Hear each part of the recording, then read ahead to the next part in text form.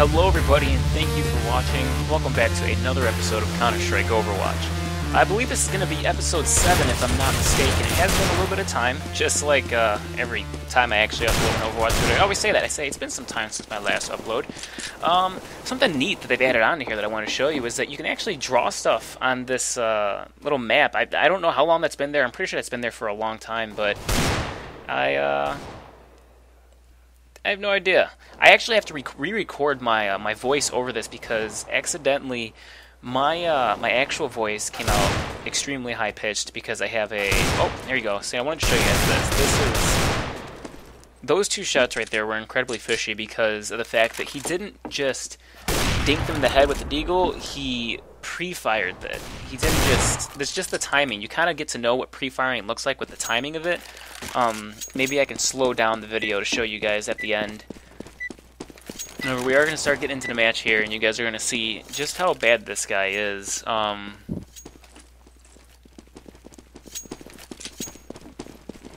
here we go. So they're starting. Obviously, suspect starting T side, rather, and forgive me if I'm not up to pace with what's going on here, because like I said, I'm just re-recording my audio.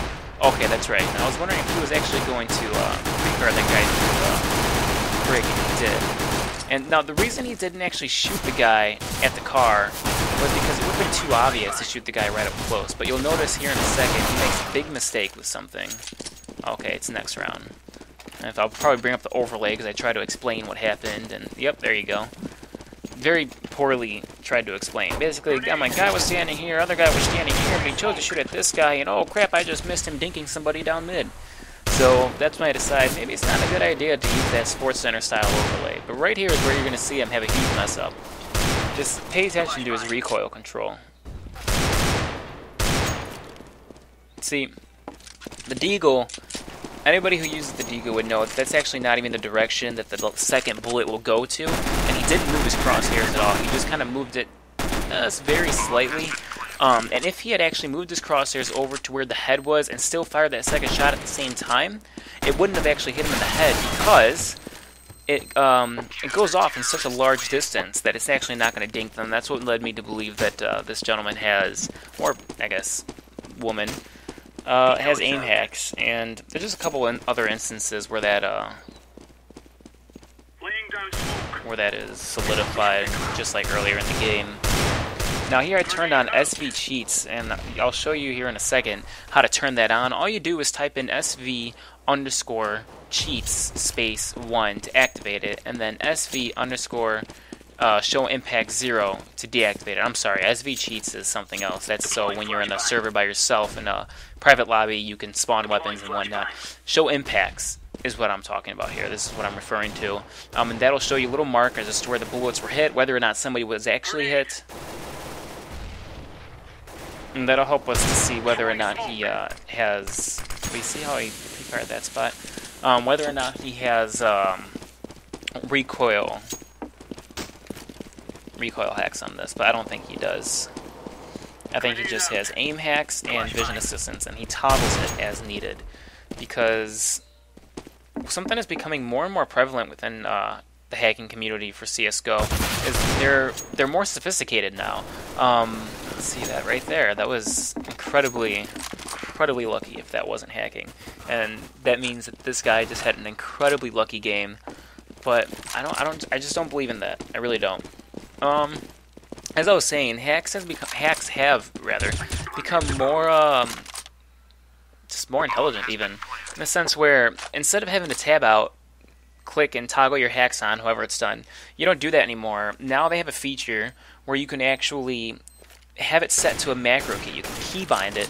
So all you have to do is click one key on your keyboard and your hacks are activated or deactivated, and then you can use it as needed so it doesn't look so obvious that you're hacking.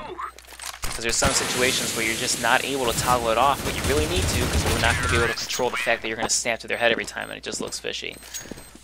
So something that this hacker does is he actually allows himself to die quite a few times just to cover it up, but they do end up winning the match.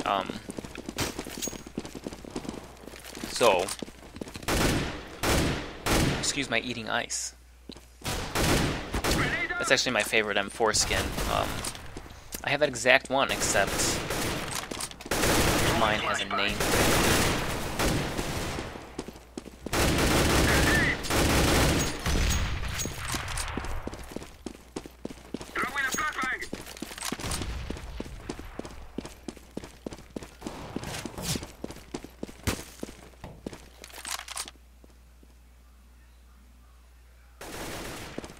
Guys, CT.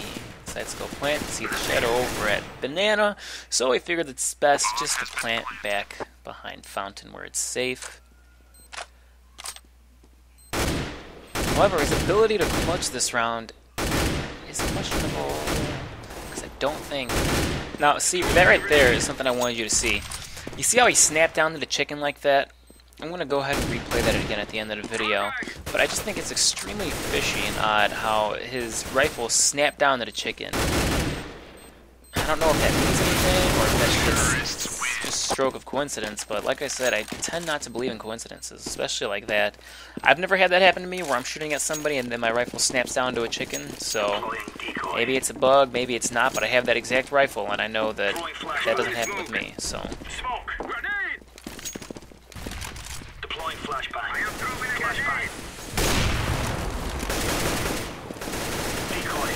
There's a lot of pre-firing in this game too. A lot of firing through spots that he knows nobody is. Again, you have to keep up appearances. Hackers are getting more and more aware that Overwatch is actually an active thing and that it does something. And one thing I really love about this game now is that Overwatch bans have evolved. They're no longer just game bans where you're not allowed to play the game, you know, and not allowed to play competitive gameplay within it for, you know, a certain amount of time. It actually turned into a VAC ban. So now you will be banned from all Valve servers. Whether it's competitive or not, you're not going to be allowed to actually compete within them or play within them at all. And I specify between compete and play just because competing in the game and playing in a game are two very different things. But like I said, a VAC ban is just a whole nother level of being banned, so it's getting serious. Don't know how long it's for. I should have actually researched that before bringing this up. However, feel free to research it yourself. Otherwise, I'll make sure to mention it in my next video. Grenade out. I am throwing a flashbang.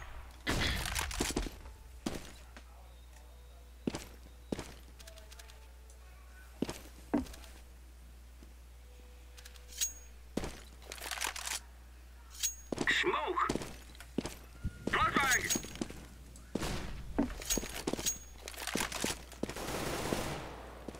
Grenade out! I am throwing a grenade! So, pre-fire there through the smoke. That's nothing unusual. Now notice how he nades right into balcony. Right into boiler. Chooses not to push mid with his teammate because he knew that person was boiler. Didn't have to take a chance of getting shot. So he's just trying to avoid giving away his hacks as much as possible. He's putting fire into dark room. He fired into dark room from alt mid. Now he's gonna pre-fire here down into that little corner there. I'm not sure what that's actually called, but he fired into there again just to keep appearances. Decides, hey, what the hell? Last guy's A. I'm gonna go ahead and go B.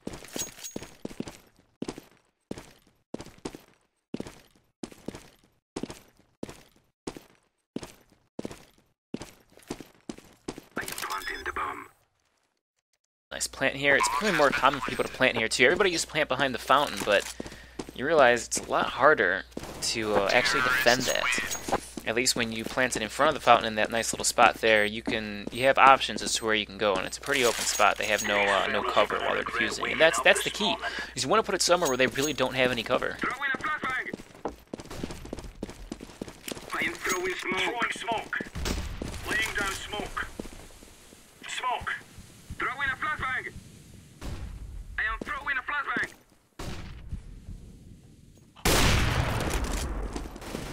Throwing a grenade. No scopes the chicken.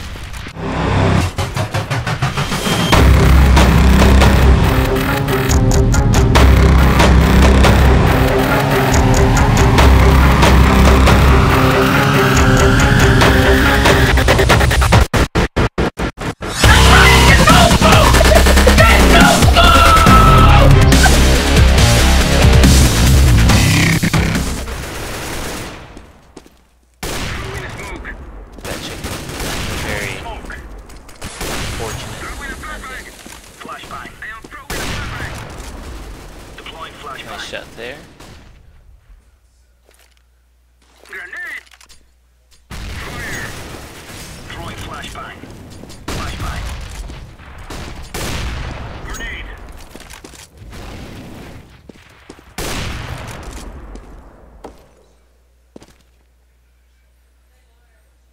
Now, he could take them on in this situation because, again, he does have the hacks and he could toggle, but they're not really needed. They're not necessary for him because he can still win the game.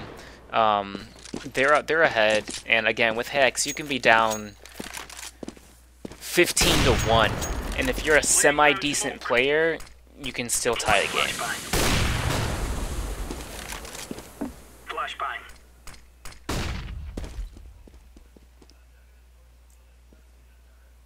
I'd rather win the game. Grenade out! Counter-terrorists win.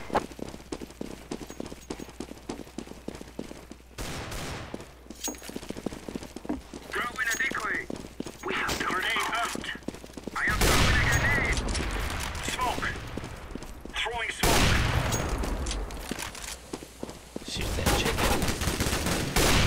See if he gets this pick first. Good. Deploying flashbang.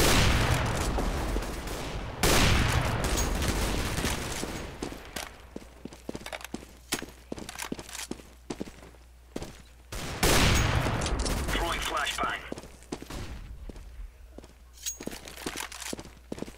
So we had that call out of the player going into T-side apartments.